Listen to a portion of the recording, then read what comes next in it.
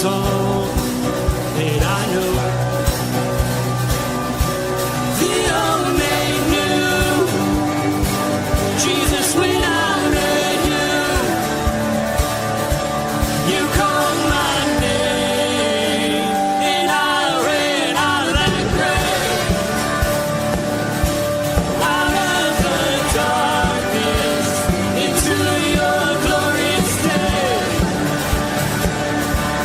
You called my name, and I ran out of that grave, out of the darkness, into your glorious day.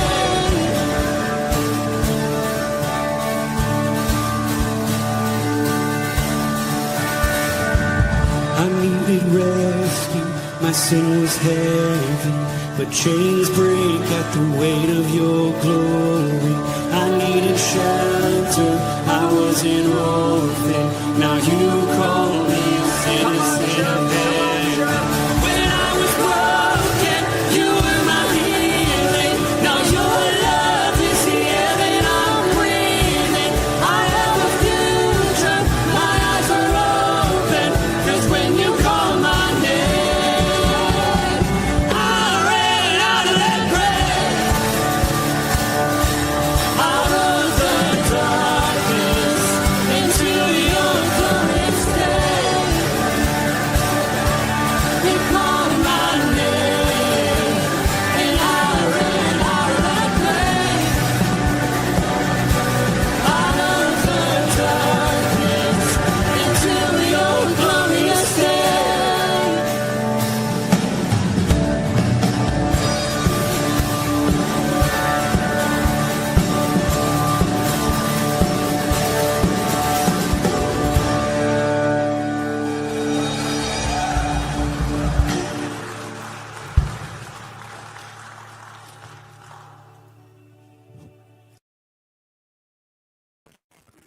Good morning, Rooted Men, and happy and blessed Thursday morning.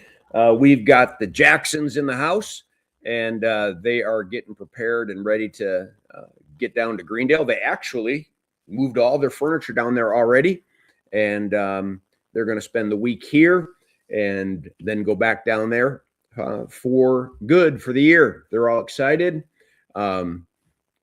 We are looking at the book of Joshua, and I guess I was thinking about the devotion today and just kind of like felt like there needed to be a billboard that said, one should talk to God before doing just about anything. And if God says to do something a certain way, it's probably a good idea that we do it. I mean, they're so simple, those phrases. But most of us spend our lives wrestling with God and doing the very opposite. Our old sinful nature so desperately wants things to be done a certain way, wants things to be handled a certain way, thinks that we know, maybe even sometimes better than God. But all you got to do is study the Old Testament and go back and ask Abraham, Isaac, Jacob, Moses, Joshua, David. Ask them, when did things go well for you? And when did things really go bad for you? And directly they would say, when we did things that we thought we should do without talking to God first, or when we did the opposite of what God wanted us to do, strangely enough, things went bad.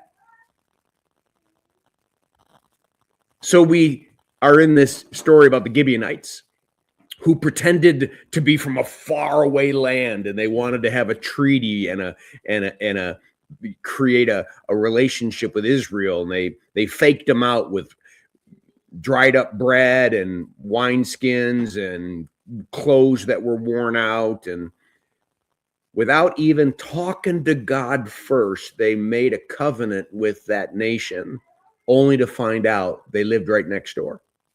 They're supposed to be one of the nations that they were supposed to take out.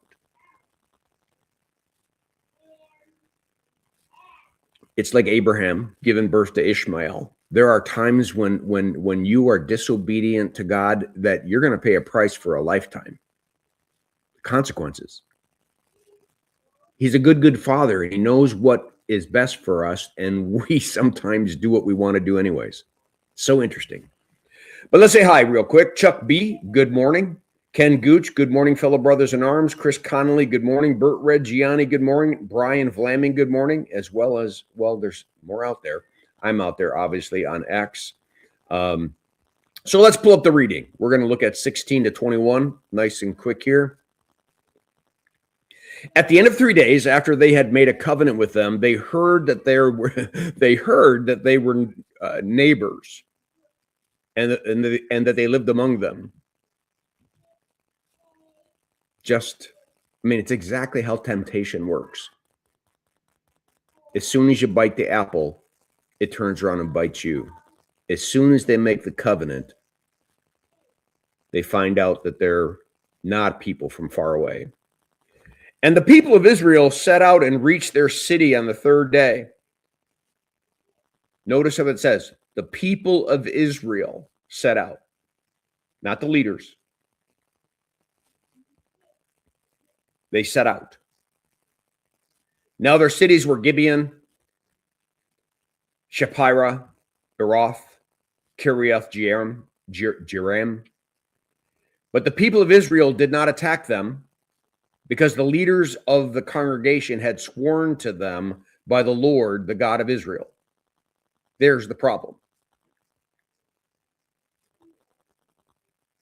And I guess, as far as I can tell, they still haven't talked to God yet. But because they made an oath in God's name, they decided that they couldn't go against it. And so now they've got themselves into a jam, because now they're going to make a covenant, an agreement with a nation that they were supposed to exit out of the promised land. Then all the congregation murmured against the leaders. I want you to catch that. Please, please, please catch that phrase.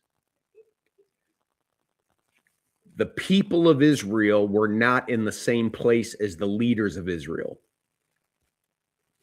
The people of Israel were wanting things to be right. The leaders acted more like politicians and decided on their own. Man, oh man, if that verse could be put on every billboard in every city in the United States right now, the people of America murmured against their leaders.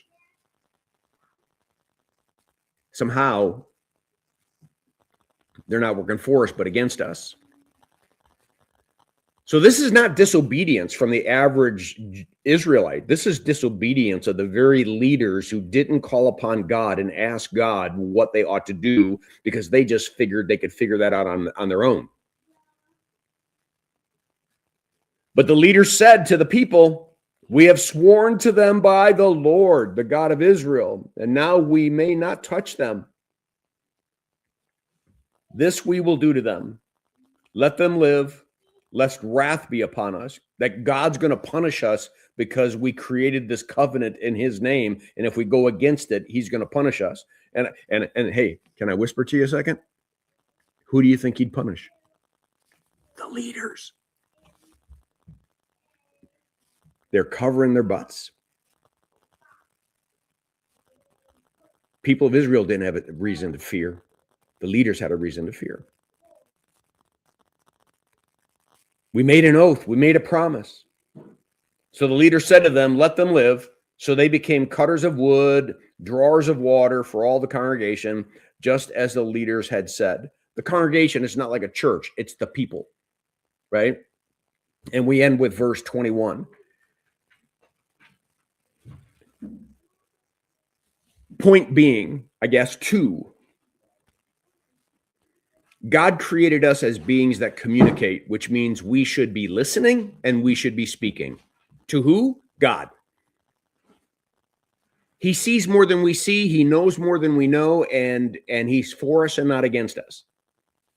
Secondly, I should probably, in the realm of reality, think that I'm more likely wrong than God. because I'm the only one that has a sinful nature hanging around me, which means I should question my thoughts, not God's thoughts. 3, watch your leaders. The religious leaders, the political leaders, they say one thing and they do another. They tell you that they're for you, but they end up being for the pocketbook. Some other power, some other promises. And don't forget there's spiritual stuff involved. There's demonic things involved. Leaders are the ones who created this problem. Leaders are always the ones that create the problems. So we got to be wise and realize that somehow the God of the universe has to be consulted as we make decisions about what's next for a nation, for a people, for a congregation, for a family. It's just the right process to go through. All right, I think I'll leave it at that. Blessings on your day. Make it a firmly rooted day, and may someone see Jesus in us today. Peace.